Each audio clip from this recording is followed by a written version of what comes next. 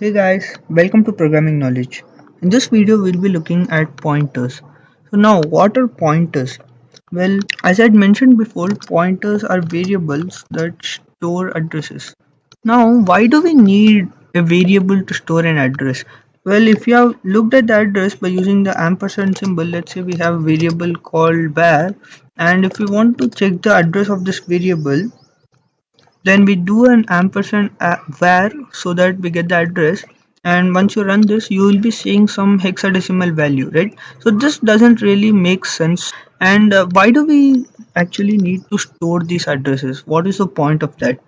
So to answer this question, let us take the problem which we were solving while discussing arrays, right? So the user has some records, let's say n records, and then the user gets to enter these records and we need to store all these records. Now let's say the user doesn't really know how many records he has. Now our program will terminate after taking number of records, right? So that number depends on the user. If he says he's going to enter 10 records, we will create a collection, something like this, in a memory, which will have the capacity to hold only 10 records. We cannot increase the number of records once memory space is defined. So how do we solve this kind of a problem where the user is going to enter data and he doesn't know how much data is going to enter, but we are expected to store that? So to solve this issue, what we use is called dynamic memory. So what we do to solve this problem is we have a special data type defined, and this data type does not belong to any one of the primitive data types, right? This is not an int, float, char or something. This is a collection of data types combined as one data type. We'll discuss about how to generate these kind of data types in the upcoming videos. But for now, let's just focus on how this works. So you have a data type like this, where one of the data which this data type holds is a pointer. Now what we do is we will put data, or we will generate a data which contains the records, and then we'll just randomly throw it in the memory. So let's say this is one of them, and we just randomly put all the data somewhere in the memory. And to keep a track of the records, what we do is we will just keep a track of this particular record or this particular data. Now what we do is we will just link all this data with the pointers. Now this pointer will hold the address of this particular data, and this will hold the address of the next one, and this will hold the address of next one, and so on. So what I've discussed till now is nothing but an implementation of something called as a linked list, right? So, or more specifically, this is called a single linked list. So we won't be implementing this particular data type in our programming right now, because you don't have the intuition to define such a data structure which can hold multiple data types. We'll be discussing about them later, but I will definitely show you how to implement a pre-implemented data structure called list in C++ in this video. So first let's discuss about pointers and how to use them, and then we'll look at this particular implementation. The implementation doesn't really have anything to do with pointers, but this is how this particular data type is working in the memory. So if you want to implement something like this from scratch, you need to understand how pointers work, right? So let's get back to pointers. So to create pointers, what we do is we just name the data type of the pointer, and then the name of the pointer, let's say ptr, and then before the pointer we put a star. So the star indicates this particular variable doesn't hold a value but will hold a address. So this is how we declare a pointer, and we can just store the address of this particular variable over here. So you can either do it like this. So you can say ptr equal to and var. So ptr is the pointer, and then and var is going to be the address. So you can store the value of and var inside ptr, or what you can do is you can even directly do it from here. So note that this thing, it is not equal to something like star ptr. You just did int star ptr, and then in the next line you did star ptr equal to and var. This is incorrect. Why? See, int star ptr is going to be a pointer, and a pointer can only hold addresses. So now star ptr, what it does is, if you say star before accessing something, it means that this value is a address, and then star means it will reference to that address. That means you will get the value to this. So star ptr is actually the value which is stored inside the address which is pointed by ptr, and here you are trying to store an address, so this is incorrect.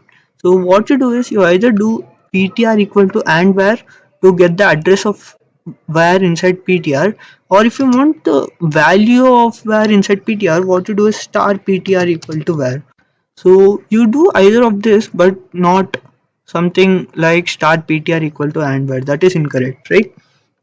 So now if you want to check what we have inside ptr, you can just do cout ptr, and we'll see that, yeah, that is because I did not put an ampersand over here. Now, so now you can see that this shows, okay, these are essentially the same addresses, just that it is not separated with a new line. So if I separate them with a new line, you will see that both the addresses are same. So let me just close this and open this again. So here you can see the address of var and then the value of ptr are same.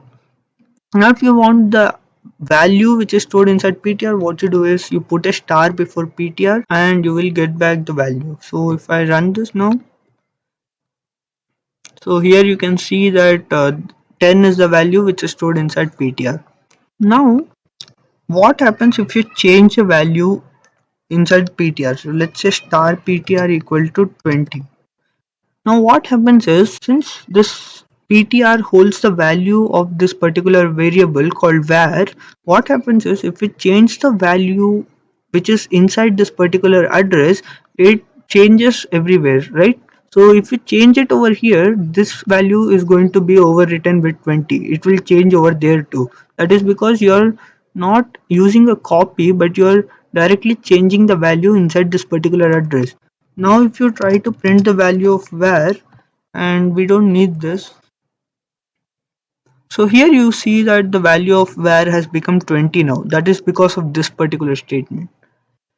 And you can have multiple pointers and pointers to pointers also. Let's say we have another pointer int ptr, which is pointer to ptr, and for defining a pointer to pointer, you just put two stars. So this part means that this is a pointer, and the whole part means that this is a pointer to pointer. You can essentially have as many pointer to pointers as you want, but for now we'll just go with two.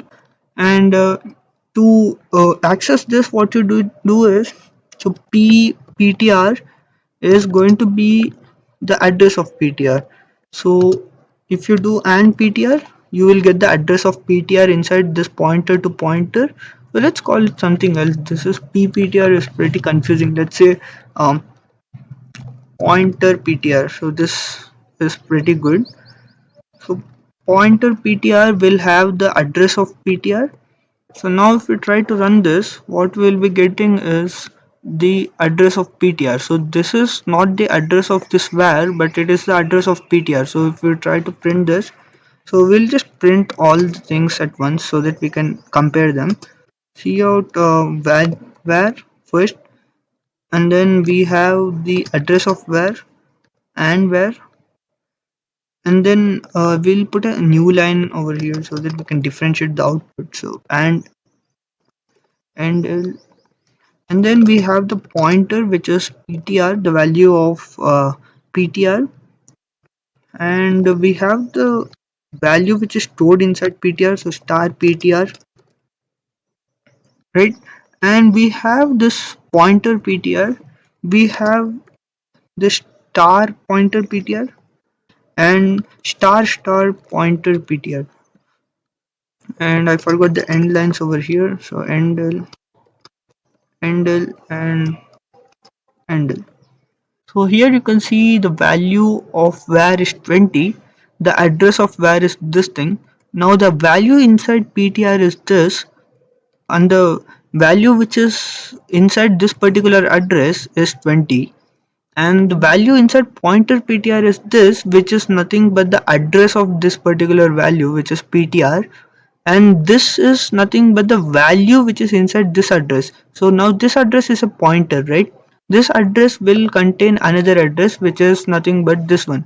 So essentially if you are doing a star ptr which is to a pointer to pointer, it just means that you are accessing the value which is stored inside the value of another thing. So star ptr is nothing but this thing, which is the address stored in this particular address. Now star ptr is nothing but the value which is stored inside the address which is stored inside this particular address. So that is basically the hierarchy. So if you don't understand, let me just put it as a image so that you can understand better. We'll just clear these things. So now let's say this is ptr, which will hold the address of some variable called var. So now this is this variable called var, which is nothing but a memory location, and this will hold the address of this.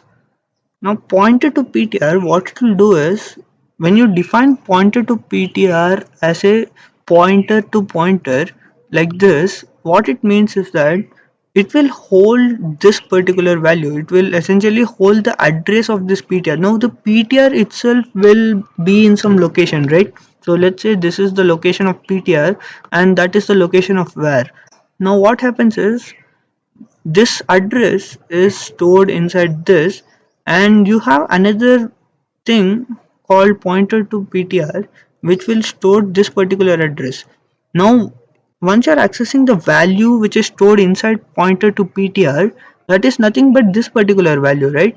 Now the value inside this is nothing but an address, which is the address of this var. So that is why we were getting the address of this pointer, that is ptr, when we are doing star ptr. And then when we did star ptr, what happened is, it wanted the value which was pointed by the value which is inside this. So that is why it is called pointer to pointer.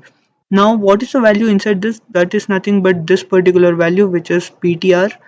So this is ptr, and since you have another star, it will go to the value which is pointed by this thing. What is the value pointed by this thing? It is nothing but this value. So it will take out this value and then put it on the screen. So that is why we were getting 20 when we did star pointed to ptr. Now you can even use pointers in functions. So let's say we created a function, void let's say swap numbers, which we did when we were discussing about call by reference and call by values. Now instead of call by reference, when we were doing call by reference, we were doing something like int a, int b, right? So we were passing this ampersand to mention that we are going to get an address. But to get a pointer, you can do the same thing. You can just put a star over here, and the way you swap numbers is, we will have an int temp which is going to have the value of the first one. So value is accessed by star a, and we will change the value of a with b, and then star b equal to temp. And here, while calling this particular function, what we do is, we can just pass the address directly.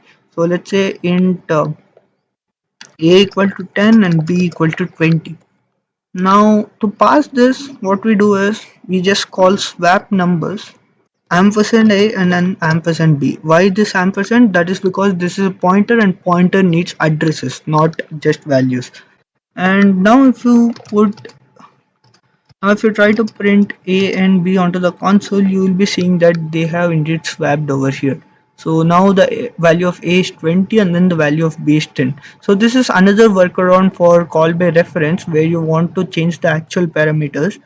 But we generally don't use such pointers. We generally use the call by reference method, which was directly passing address over here and then working with the addresses inside the function. Now what is the relation between a pointer and an array? Remember that when I told we were passing array to a function, we are actually passing a pointer to the array. Now what does pointer have to do with an array? So array is nothing but a collection, right? So this particular collection has a starting point, and that starting point is defined by the pointer which is going over there. So let's say we create an array int a equal to some int a equal to, let's say, 1 2 3 4 5. This is one array. Now let's just say cout a, and what you will see is, okay, we don't need this, we'll just remove this.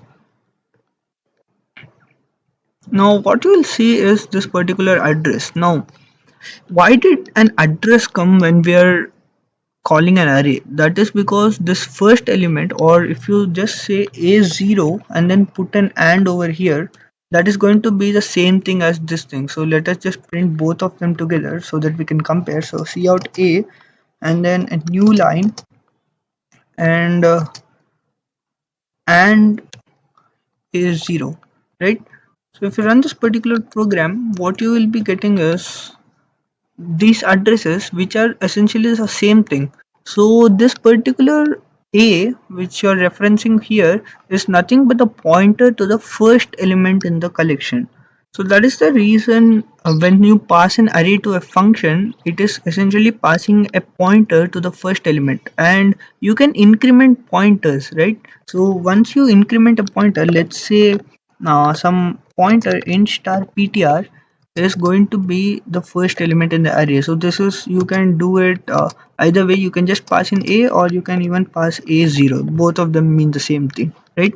Now if I do ptr plus plus, or ptr plus equal to 1, or ptr equal to ptr plus 1, what happens is this will not increment the value over here, it will increment the address. Now the address incrementation totally depends on what data type you are using. So if it's an int, it will go forward by 4 bytes.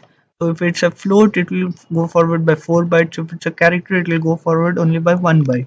So it totally depends on what data type you are using. But if you're incrementing a pointer, the data doesn't change, but the pointer's location changes. Now if you try to print just being pointed by this particular pointer, then you will see that it is pointing to 2. That is because you are just incrementing the pointer from the first element to the second element. Now you can even run a loop through the pointer. So what you can do is, let's say, to access all the elements, what we're doing before is we were doing something like this: int I equal to 0, and I is less than the length, which is 5, I plus plus, and here we were doing cout ai and this, right? So we were doing something like this. Now let's see the pointer implementation, how to do this. So we have a pointer, so int star I equal to a, and then I will go till the length of this array. Now how do we determine the length? Now what you do is I is less than or equal to a plus 5. What you're doing is you're incrementing the pointer over here, not the value of array or the array. You're just incrementing the pointer, which is nothing but this pointer, plus 5 is nothing but till here. So what you're essentially going to get is the pointer or the address to this particular location, and that address you will compare with the address which you have right now. And if it goes till here, it needs to stop, so you can directly do I plus plus over here, and here you just need to put star I. So this is the pointer implementation of getting the elements from an array. Now if you run this, you will be getting the same thing, but here you have a weird value. Now, why did that happen? That is because this particular value is the value stored in the collection outside the array. Now, every memory location has some default value, and this is the value which is stored in the collection, which is just beside that. We just went one further, that is because I have put I is less than or equal to a plus 5. If I had put I is less than a plus 5, then it would have been correct, but what happened is, since I put I is less than or equal to a plus 5, it went to one location further. So this is the location which is just beside this collection, and that is why the value inside that location got printed, and this is some garbage value. It doesn't have any meaning, it's just there, right? So now since I changed this, if you now execute this, you will be getting the same output, right? So something like this. Now, another very important implementation of pointers is the void pointer. Now, let's say I create a integer pointer star ptr, and we'll have an integer variable, let's say I var equal to 10, and we make the pointer point to this particular IVAR by giving the address. Now if I just do PTR, then I will be getting the address of this particular IVAR, right? Now let's say I create another variable called fvar, which is a float variable which stores some variable, right? 3.1415. Now if I try to change the location of pointer, it won't permit me to do so. It says cannot convert float star to int star. That is because I had implemented the pointer as an integer.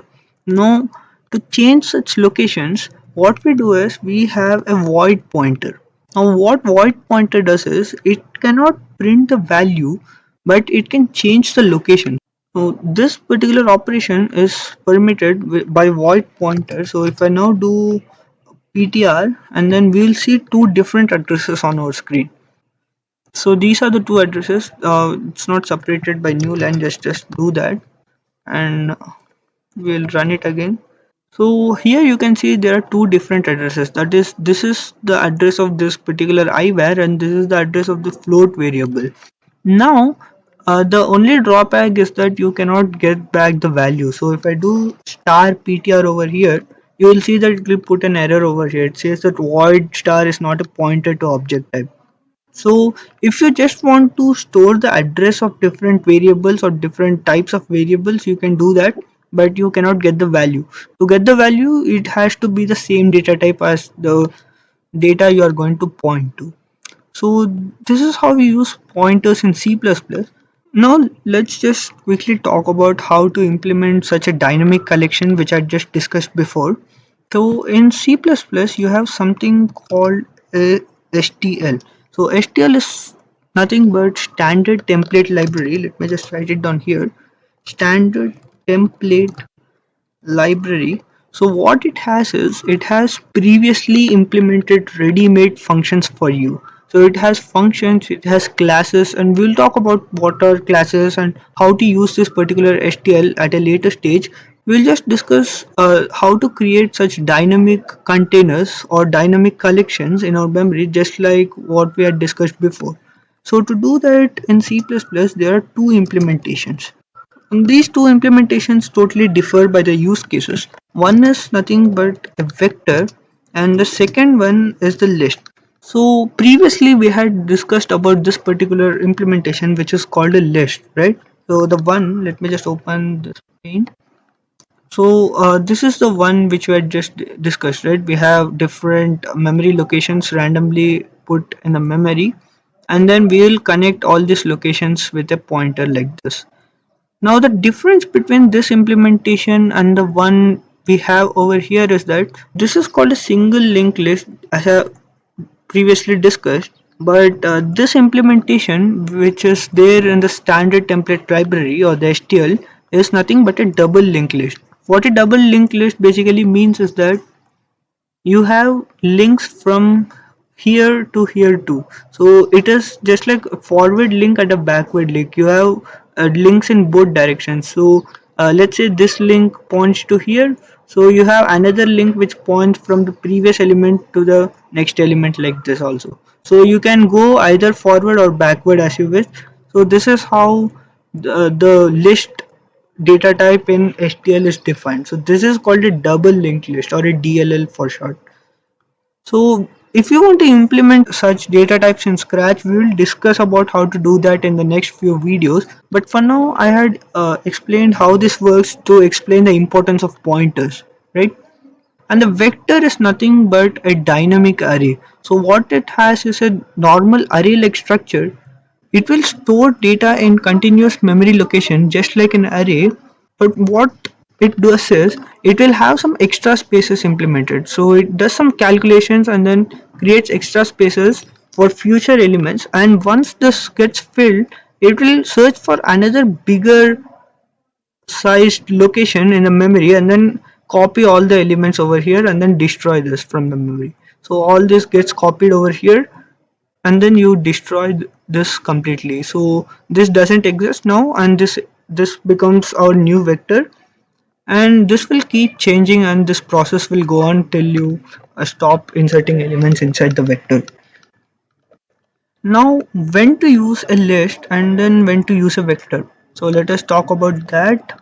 Now, vectors are used when you don't delete elements often. So in this implementation, let's say we delete some two elements from the middle. So let's just change the color, and we deleted these two elements, and then you have some ton of elements over here. Let's say you have 500 elements over here, and then you have, let's say, 10 elements over here, and let's just say that this is the size. Now if you want to delete these two elements, what you do is you create another memory location somewhere, and you copy this.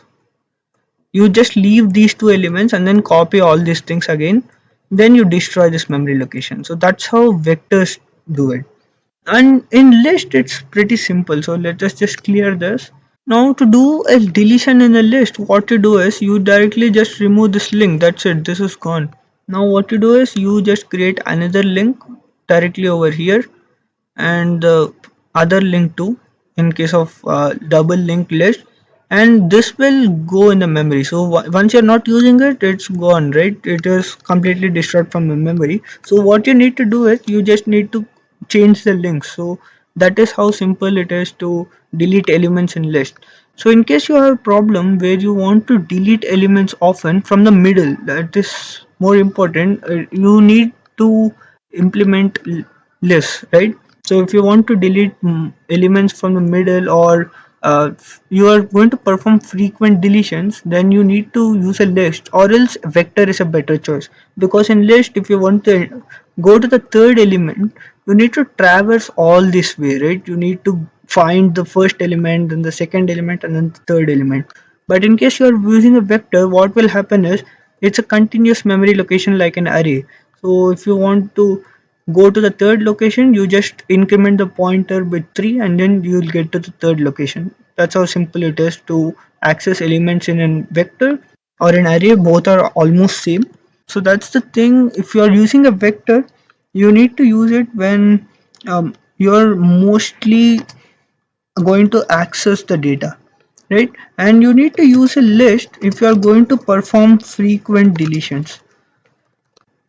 So these are the 2 points to remember, and to implement it, it's very simple. You just include the list first. So let's talk about the list. And so to create a list, what you do is you just put list, and then in pair of such angular braces, you put the data type what you want. So let's say integer list for now. So let's call it L. And then to add elements, you just say L dot push back, push underscore back, and then you put the elements. So let push back, let's say 20, and then L dot push back 30. So by doing this, you will be pushing back all these elements. So you have created a list which has 3 elements, which look something like this. And then if you want to access the elements, it's a pretty clumsy way, but this is how you need to do it. What you do is you create a pointer for this list, and for creating a pointer for such STL data types, you have something called an iterator. So to do that, what you do is you create an iterator for this list. So you put this, and then you put two such colons, and you type iterator. So this is how you create an pointer for this list for any such data type which is inside STL. And to move this, you do the same thing. So IT will start from, let's say, or let's say just I.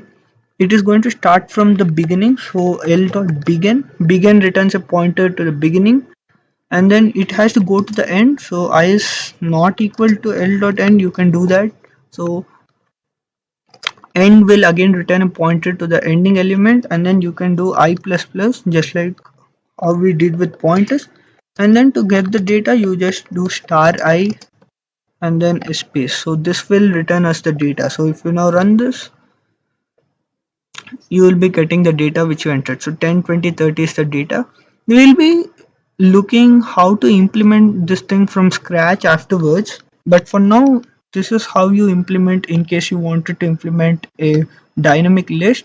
And to implement a dynamic array, you need to import vector, and vector almost works like this, but you have some feasibility, right? You can work with this like an array. So vector int, let's say vec, and to add elements you do the same thing, vec dot push back, and then add the elements. And to access the elements you do same thing like an array. So int I equal to 0, and then I is less than the size, which you can get by vec dot size, and then I plus plus, and you can directly access the elements just like you would do in an array. You put a square brace and then put in the index. So this is how you can access elements in a vector, and this will give you the same result. So that's how you use dynamic containers or dynamic collections in C++, and that's how pointers play a very important role in designing such containers. We will be talking about how to design our own data types and then go to design such collections at a later stage. So in the next video we will talk about how to design our own data types using structures. So till then, happy coding.